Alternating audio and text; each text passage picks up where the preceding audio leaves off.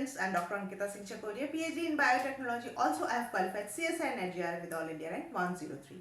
आज हम बात करने वाले हैं पेडिग्री एनालिसिस की। पेडिग्री एनालिसिस जेनेटिक्स का एक ऐसा टूल है जिसकी की मदद से हम किसी भी ऐसी डिसीज़ की या किसी भी ट्रेट किसी कैरेक्टरिस्टिक के रिलेटेड, मान लीजिए स्किन टोन, आई का कलर या दांतों का कुछ पैटर्न या कुछ और कोई भी ट्रेट हो, वो हम पता कर सकते हैं कि फैमिली में किस तरह से उसका फ्लो हो रहा है, किसी भी पर्टिकुलर फैमिली में कैसे वो इनहेरिट हो रहा है, या कोई डिसीज मान लीजिए, है ना।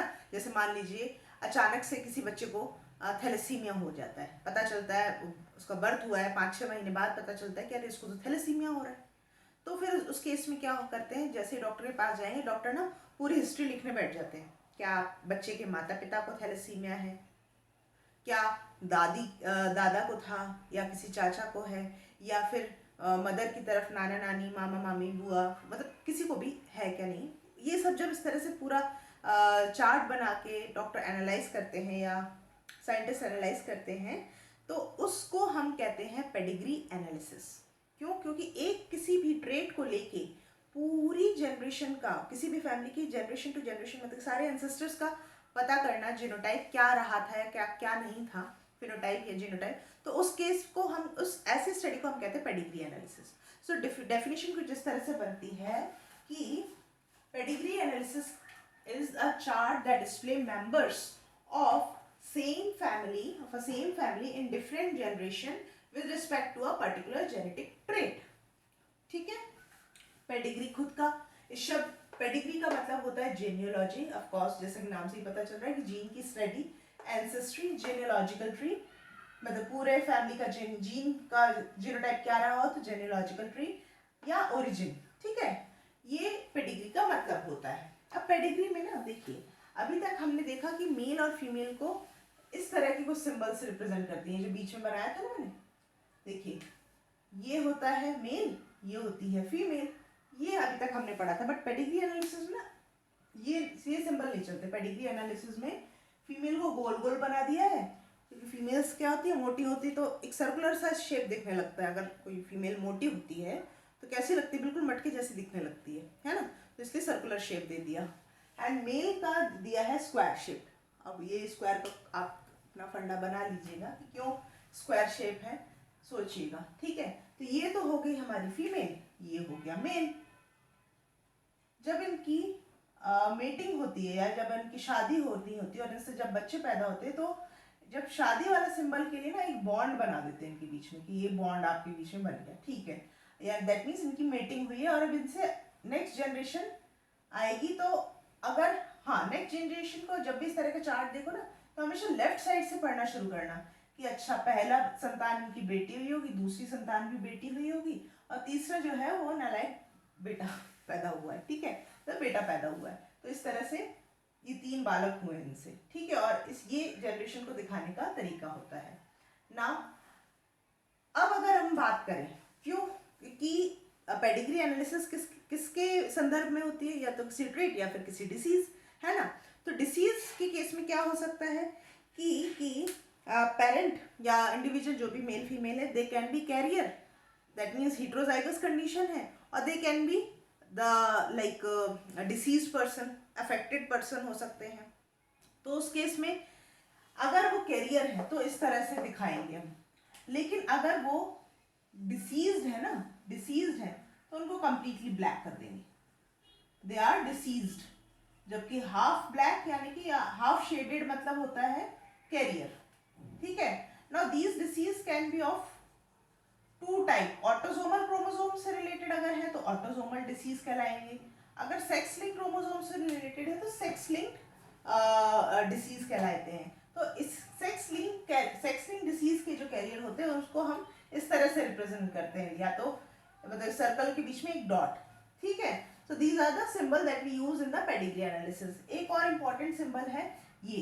अब आप लोग सोचेंगे कि अभी तो मैंने बताया था कि एक सिंगल होता है, लेकिन यहाँ डबल बॉन्ड, मतलब डबल क्यों बना रखा है। देखिए, ऐसी कंडीशन हम तब, या ऐसा सिंबल हम तब यूज करते हैं जब मीटिंग किसके बीच में हो रही हो, कजन्स के बीच में हो रही है। दैट मीन शादी कहाँ हुई हो, रिलेटिव्स में, या आप आपस में शादी कर ली। ठीक है, बुआ के बेटे से मामी के मतलब मामा के बेटी से आपस में शादी कर ली तो वो कहलाती है, या मौसी मौसी के बच्चों ने आप आपस में शादी कर ली तो उस केस में ये बॉन्ड शो करते हैं and this condition is called as consanguineous. ठीक है, ये कंडीशन कॉन्सेंग्विनियस कहलाती है। नाउ जैसे कि मैंने बताया दो तरह की डिसीज होती है, ऑटोसोमल सेक्स लिंक्ड। इनके भी ना दो टाइप है, डोमिनेंट रेसेसिव, डोमिनेंट रेसेसिव। जहां जहां डोमिनेंट है, देखिए हमें मालूम है डोमिनेंट को होमोजाइगस होने की कंडीशन नहीं चाहिए, डोमिनेंट इटसेल्फ इज इनफ।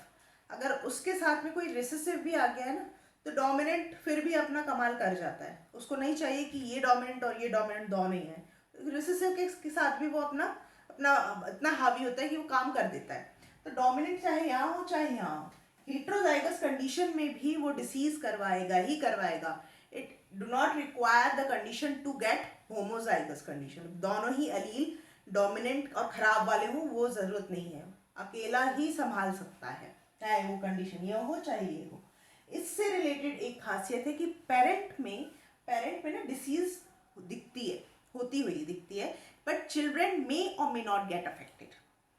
ठीक है, while in case of autosomal recessive के केस में क्या होता है, पेरेंट डू नॉट शो, क्योंकि रेसेसिव है ना तो पेरेंट अगर कैरियर है, हाफ उनका खराब है, अगर एलील का जो पेयर है वो हाफ खराब है तो they will remain as carrier, but there is chances कि दोनों ही अगर कैरियर है मान लो तो दोनों ही अपने जो भी नेक्स्ट जनरेशन है उनमें ट्रांसफर करेंगे और नहीं भी कर सकते। तो हो सकता है कि उनकी जो नेक्स्ट जनरेशन है उसमें वो फिनोटाइप ऑफ पर्टिकुलर डिसीज दिखे ही दिखे। जैसे कि एग्जांपल है सिकल सेल एनीमिया, थैलेसीमिया, वहाँ पे ऑटोसोमल रिसेसिव डिसीज का एग्जाम्पल बन जाते हैं। ठीक है, सेक्स लिंक डोमिनेंट, जैसे कि मैंने कहा आपको, they are usually related to the x chromosome. देखिए अब यहाँ पे मैंने एक एग्जाम्पल पेडिग्री बनाने की कोशिश की है। यहाँ पे क्या था कि मदर जो के तो दोनों x chromosome completely fine, but here in case of father x chromosome get defected allele, so what will happen in the next generation, sorry मैंने ये सिंबल गलत जगह बना दिया, इस यहाँ बनना था। ठीक है, तो क्या होगा कि जितनी भी सुपुत्री होंगी ना उन सब में उनमें वो डिसीज होगी, they will not remain as carrier, उनमें वो डिफेक्टेड, क्योंकि एक एक्स कहाँ से आया है, एक एक्स आया है पिता से, और क्या है कंडीशन, डोमिनेंट है, तो डोमिनेंट तो अपना कमाल दिखाएगा ही दिखाएगा। ठीक है, तो ये अफेक्टेड है, अब दोनों ही अफेक्टेड है। सन के केस में कोई नहीं, सन बिल्कुल चंगा भला रहेगा, क्योंकि माता से एक एक्स आया और माता क्या है यहाँ पे हेल्दी है, और वाई पे तो कोई पंगा था ही नहीं, तो वो हेल्दी है। बट मदर के केस में अगर ये गड़बड़ी हो जाए तो उस केस में सब गड़बड़ है, लाइक फीमेल्स तो रहेंगी कैरियर के तौर पे और मेल हो जाएगा कंप्लीटली अफेक्टेड।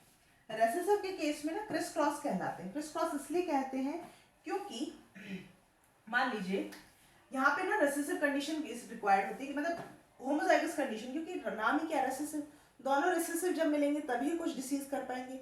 एक रेसेसिव एक डोमिनेंट हेल्दी आ गया तो कुछ नहीं कर पाएगा, तो दोनों रेसेसिव खराब रेसेसिव को इकट्ठा होना आना जरूरी हो जाता है। तो ऐसे केस में क्या होगा, ऐसे केस में अगर हम देखें, ऐसे केस में चलिए यहाँ पे मैं कोशिश करती हूँ समझाने की हाँ देखिए रेसेसिव है ना, ये रेसेसिव ये पिता भी कैरियर था। अभी जब दोनों इनकी मेटिंग होगी ना तब क्या होगा, तब चांसेस हैं कि ये अगर इनसे मान लो सन हुआ है तो ऑफ कोर्स ये डिसीज होगी। ठीक है, ये अफेक्टेड है। लेकिन अगर मान लीजिए इसकी कोई बेटी होती है, ठीक है, और अगर किसी हेल्दी से इसकी शादी हो जाती है, मान लीजिए इसकी शादी किसी एक हेल्दी से होती है, तो हो सकता है कि बेटी क्या हो, करियर हो। ठीक है, बेटी होगी क्या, करियर, और फर्दर जिसका जो सन होगा ना उसमें दोबारा से ये फीचर देखने को मिलेंगे। That's why it is also called as criss cross. क्यों क्रिस क्रॉस इनहेरिटेंस भी कहलाता है सेक्स लिंक्ड रेसेसिव डिसीज। ठीक है, so this is all about the pedigree analysis and the symbols related to it and the autosomal and sex linked disease and their types. I hope मेरा आज का lecture अच्छा लगा हो, और अगर अच्छा लगा हो तो please hit the like button, share this video with your friend and please subscribe my channel. मिलते हैं आगे के लेक्चर्स के साथ में। Till then stay safe and stay blessed. Bye bye.